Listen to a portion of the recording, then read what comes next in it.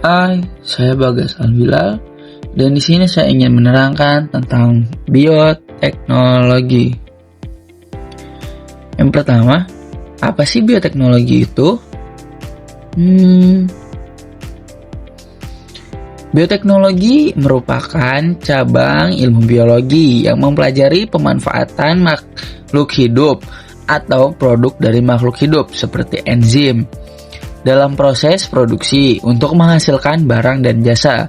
Sederhananya, bioteknologi adalah teknologi yang memanfaatkan makhluk hidup untuk memecahkan masalah manusia. Lalu, apa sih jenis-jenis bioteknologi itu?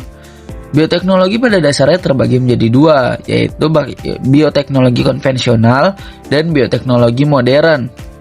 Yang pertama kita bahas yaitu bioteknologi konvensional. Bioteknologi konvensional adalah bioteknologi yang telah lama digunakan oleh manusia dan umumnya memanfaatkan organisme secara langsung tanpa melalui proses rekayasa genetika. Prosesnya sederhana dan seringkali dilakukan secara tradisional.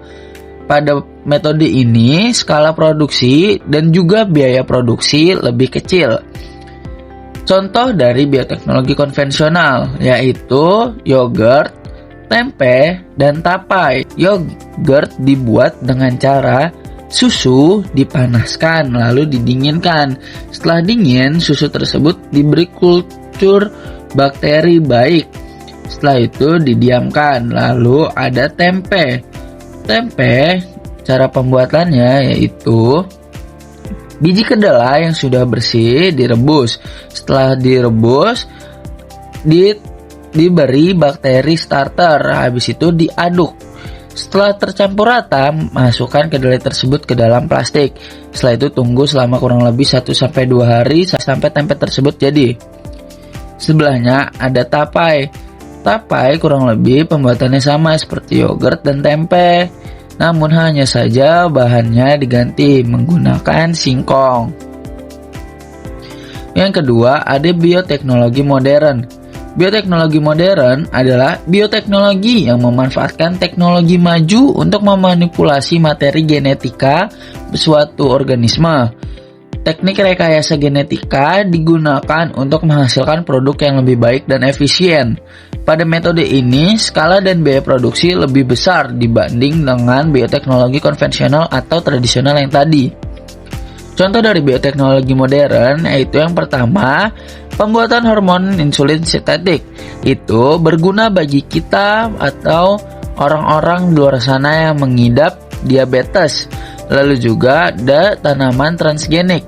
Tanaman transgenik adalah tanaman yang sudah diubah genetikanya. Bermanfaat bagi kita dikarenakan tanaman tersebut terkenal jarang terkena hama. Lalu juga dapat mendukung asupan pangan kita. Setelah itu ada bayi tabung. Bayi tabung ini merupakan suatu program untuk ibu dan bapak di kalangan sana yang tidak dapat atau sulit untuk menghasilkan anak. Lalu, apa sih perbedaan dari bioteknologi konvensional dan modern?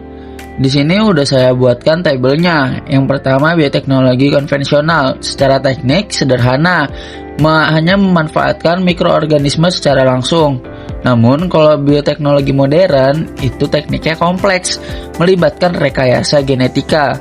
Lalu secara produk dari bioteknologi konvensional yaitu makanan fermentasi atau minuman fermentasi seperti yogurt dan tapai tadi. Lalu pada bioteknologi modern, produk itu obat-obatan, tanaman transgenik atau hewan transgenik. Setelah itu ada waktunya. Bioteknologi konvensional waktunya relatif lama, sedangkan bioteknologi modern prosesnya lebih cepat. Dikarenakan bioteknologi modern itu melibatkan rekayasa genetika, sedangkan bioteknologi konvensional tidak, itu alami. Secara biaya, bioteknologi konvensional jauh lebih murah dibandingkan dengan bioteknologi modern. Lalu apa sih dampak positif dan negatifnya dari bioteknologi ini?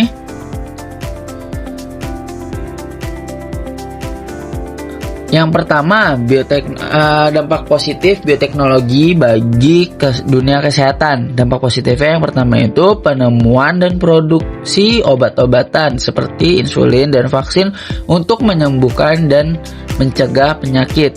Yang kedua, mengatasi masalah kesuburan melalui bayi tabung, seperti yang tadi udah kita bahas.